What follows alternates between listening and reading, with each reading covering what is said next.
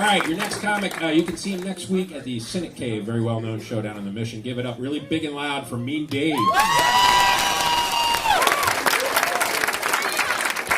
Right on. Keep that going for your host, Ben Feldman. Okay. I like Ben Feldman because his face reminds me of Scar from The Lion King. I'm a big fan of villains, in case my name doesn't say. Also, I feel bad for anybody who's coming back from the bathroom right now. Like, what the fuck happened to Matt Baca, beginning comedian? Matt Baca looks like me if I only stuck with hygiene. Yeah, my name's Mean Dave. For those of you who don't know me, which is all of this area, it's just a nickname. Let's not get it twisted, folks. It is short for Meaningful Dave. Oh, isn't that sweet? Yeah, so fuck off about the name. Alright? Because it's also short for what the fuck is that supposed to mean, Dave? Case in point, I'll give you an example of how this mind likes to operate. Some of you might have been here recently when everybody went batshit over the Batkid. Okay? Yes. Very sweet story. This kid was dying of leukemia, and so for a day, Make-A-Wish Foundation granted his wish of being Batman for a day. First off, I call bullshit on this 5-year-old kid choosing Batman, because I have a sneaking suspicion his parents chose it, because if a 5-year-old chooses to be Batman for a day, isn't that just a roundabout way of wishing your parents were dead? Batman's an orphan, for those of you who don't know the mythology.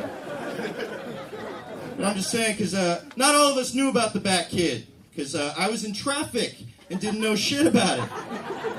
And when you're in traffic, you yell things. Like I was yelling, "Somebody better be dying up there!" And somebody was. Of leukemia. Yeah, that's right, an applause break almost from a fucking kid with cancer joke.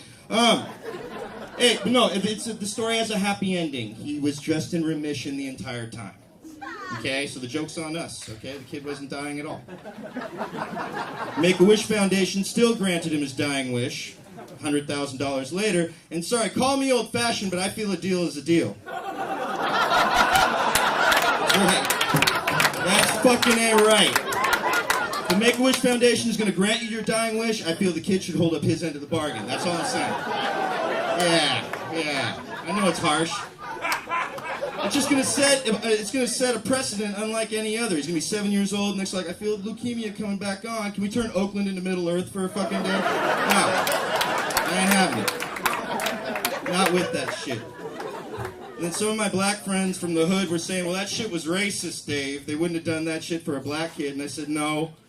I think they would have. It's just, again, the parents chose it, I'm pretty sure, for the kid. And I don't think Make-A-Wish Foundation would think it would be appropriate for a 5-year-old to play Scarface for a day.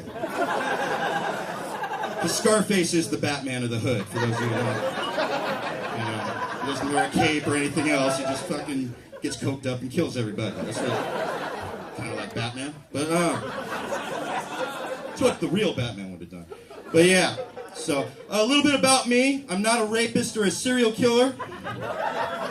Contrary to what all the people blocking your path to the bathroom and the emergency exits would tell you, those are all the comedians. They like to point out that I look like a rapist or a serial killer. Nothing could be further from the truth, folks. Because underneath all this hair is a lazy, lazy, lazy man. I do not have the time, the patience, nor the energy to rape or serial kill any of you. Right? Barely have enough energy to have consensual sex most of the time. That reason being, I look at sex the same way as I look at sports. I'd rather watch professionals do it better on television. Alright? That's right. Safety first. That's what I'm saying. I can do other things, And I'm not a team player. But I'm just saying also women are a lot more aggressive these days. They scare the shit out of me now. They're starting to be like the porn coming out of the porn movie, saying things like, fuck me harder, fuck me harder.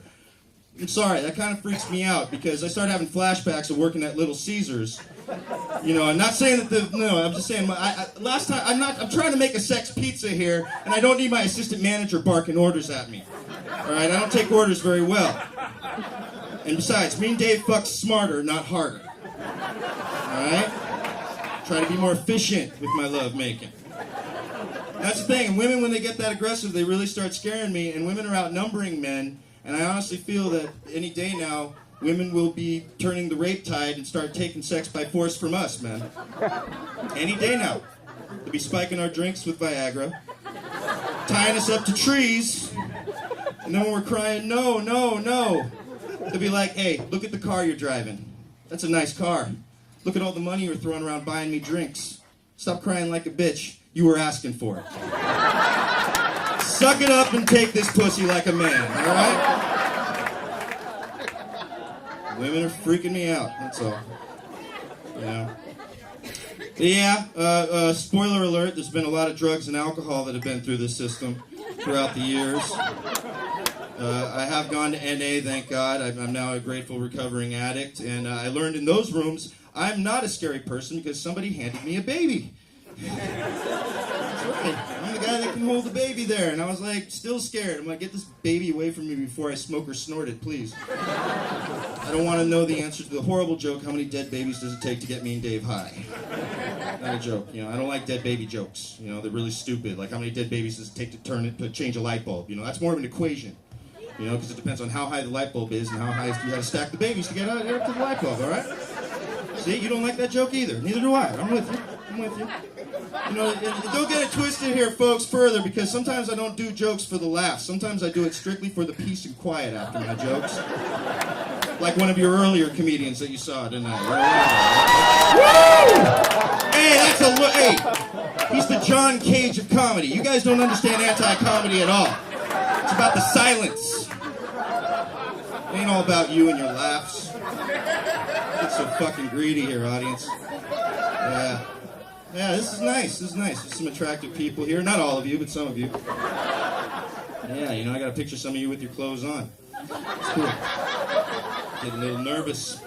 But yeah, drugs and alcohol. By the way, also, another further spoiler alert, just to clear the air, I am neither Jesus, nor Manson, nor Rasputin. I'm not a member of Soundgarden.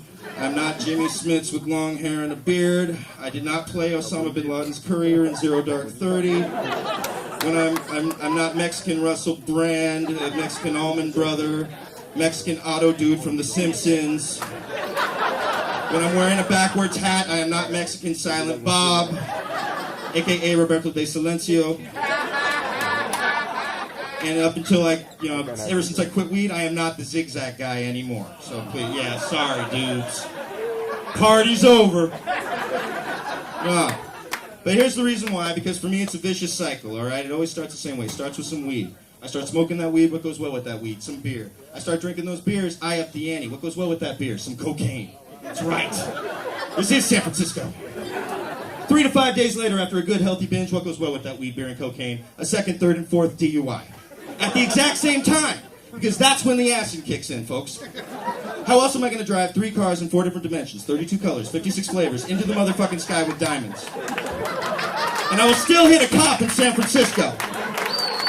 Those assholes don't look both ways before running a green light at 2:30 a.m. after a hard party on Friday night. Some of us are just trying to get home safely drunk, officer. That's why I did the cocaine, so I would stay up and not fall asleep at the wheel as I'm running this red light. And that's why I dropped the acid, so I can synchronize my triple drunk vision back into one with the universe and make it home safely. Me and Dave is not a dumbass. Thank you very much, folks. Thank God for all the great night.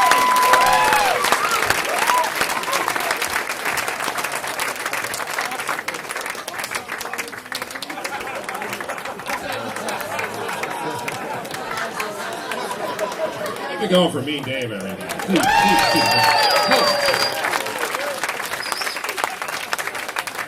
You should see how long his